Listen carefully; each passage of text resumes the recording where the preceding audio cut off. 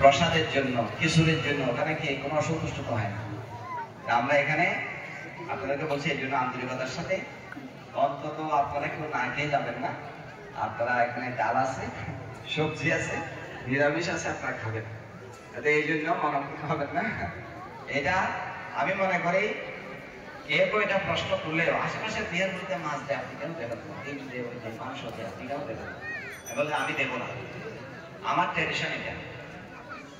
তারপর ওনারা বিহার বলে বিহার পরিচালনা কমিটি আছে, আপনার এখানে নাই কেন? আমার এখানে থাকবে বিহার সেবা কমিটি, বিহার কমিটি থাকবে, ওনারা সেবা করবে, সেবার মনোভাব নিয়ে আসবে, ঠিক করবো না করতে পারবো। আজ যে এটা একটা গেল। এখন আমি যেটা বলতে চেয়েছিলাম, আজকে যে আমার গুরুদেব আনন্দ মহাস্তবী, যিনি এখানে না হলে আমাদের নিজামপুর কলেজ প্রতিষ্ঠা হইত, যিনি না হলে হাইটকান স্কুল হইতো না, হাইটকান স্কুল তো ওনার স্কুল, দমদমা থেকে ওখানে গেছে। তারপর উনি না হলে সরকার হাটে নারায়ণ স্কুলের এপ্লিকেশন হইত, উনি এটা কলকাতা থেকে, কলকাতাকে আনতে হতো। আর উনি নিজেই দমদমাতে একটা কালী কলেজ করছেন, অনেক বছর ধরে এটা আমি চালিয়েছি।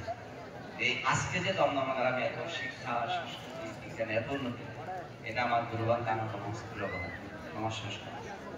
সব বিক্ষুর অবদানের কথা থাকে, এই জন্য আমরা ওনাকে প্রতি বর্ষ এই দিনে স্মরণ করি, আর আমাদের বর্ষবার্ষিক সম্প্রদায়ে আমরা স্মরণ করি।